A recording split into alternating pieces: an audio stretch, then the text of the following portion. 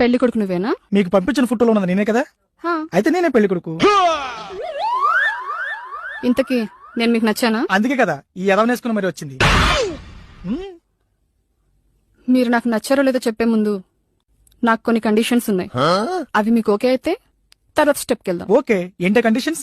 Number 1, after marriage నేను మీ అమ్మకి, నాన్నకి, అక్కకి, చెల్లికి రెస్పెక్ట్ ఇవ్వాలి, వాళ్ళకి సేవలు చేయాలంటే నాతో కాదు. నేను మీ వాళ్ళెవ్వరిని పట్టించుకోను, ఇంక్లూడింగ్ యూ ఆల్సో. నెంబర్ 2, ఆమె పబ్లిక్ ఫిగర్. ఎలాగూ పెళ్ళైంది కదా అని ఇన్స్టా ఐడి, ఎఫ్బి ఐడి అడగొద్దు. అండ్ మెయిన్లీ నేను ఎవరితో మాట్లాడుతున్నాను, ఎవరితో చాటింగ్స్ చేస్తున్నానని స్పై చేయొద్దు.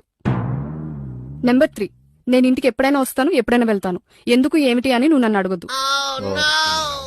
అండ్ నా ఫ్రెండ్స్ ఎప్పుడైనా ఇంటికి రావచ్చు, పోవచ్చు, అందులో బాయ్స్ ఉండొచ్చు, గర్ల్స్ ఉండొచ్చు, కానీ నువ్వు క్వశ్చన్ చేయొద్దు. నెంబర్ 4, పబ్లిక్ ప్లేస్లలో ఎలాగో పెళ్ళామే కదా అని ఒసే గిసే రావే పోవే అని పిలవద్దు. ఓకే? నెంబర్ 5, ఇంటి పని వంట పని అంటే నాతో కాదు. మెయిన్లీ పిల్లల్ని కానీ నా స్ట్రక్చర్ కోల్పోవడం నాకు ఇష్టం లేదు. నెంబర్ 6, ఇదే last and final and main, నీకేమైనా నేనే అడవను, నాకేమైనా నువ్వే అడవద్దు. అండ్ గట్టిగా చెప్పాలంటే నువ్వు చచ్చిపోయినా నేను తెల్ల చీర కట్టుకుని ఏడవను, మల్లెపూలు పెట్టుకుని నచ్చినోడితో వెళ్ళిపోతా. ఎందుకలా మొహాలు చూసుకుంటున్నారు? నేను చెప్పిన దాంట్లో ఏమైనా తప్పుందా? నేను చెప్పిన కండిషన్స్ నీకు ఓకే అయితే నెక్స్ట్ స్టెప్కి వెళ్దాం. ఆహా, కంగారు పడుకు, 5 minutes టైం తీసుకో. అంతవరకు బేరే 4 thumbs up. ఎక్స్క్యూజ్ మీ, మీరు చెప్పిన కండిషన్స్ మావన్ కంటే నాకే బాగా సెట్ అయితే.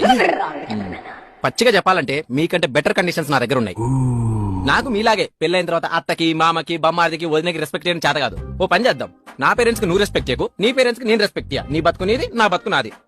Number 2, I'm also public figure. నా ఇన్స్టా ఐడి, నా ఎఫ్బి ఐడి నువ్వు అడగొద్దు. నేను చాటింగ్ చేసుకుంటాను, నేను డేటింగ్ లోకి వెళ్తుంటాను. సో నీకు నచ్చిన వాళ్ళతో నువ్వు చాటింగ్ చేసుకో, నాకు నచ్చిన అమ్మాయిలతో నేను డేటింగ్ చేసుకుంటాను. నెంబర్ 3, పెళ్ళైన తర్వాత ఇద్దరం కలిసి ఉందాం అనుకున్నావు అనుకో, నువ్వు ఒక 10 లక్షలు దే, నేను ఒక 10 లక్షలు తెస్తా, ఇద్దరం కలిసి కొత్త ఇల్లు కొనుక్కొని ఉందాం. పోనీ రెంట్ కుందాం అనుకున్నావు అనుకో, నువ్వు ఒక 5,000 దే, నేను ఒక 5,000 తెస్తా, రెంట్ షేర్ చేసుకొని ఉందాం. ఇంకా గర్ల్ ఫ్రెండ్స్, బాయ్ ఫ్రెండ్స్ అంటావా? నాకు గర్ల్ ఫ్రెండ్స్ ఉన్నారు, నువ్వు నీ బాయ్ ఫ్రెండ్స్ తో తిరుగు, నేను నా గర్ల్ ఫ్రెండ్స్ తో తిరుగుతా. పేరెంట్స్ ముందు మాత్రం పెళ్ళ మొగుల్లా ఉందాం.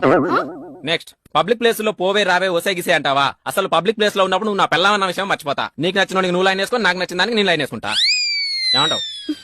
ఇక ఇంటి పని వంట పని అంటావా? పని మనిషిని పెట్టుకుంటే అయిపోయేది, దాని గురించి నేను పెద్దగా పట్టించుకోను.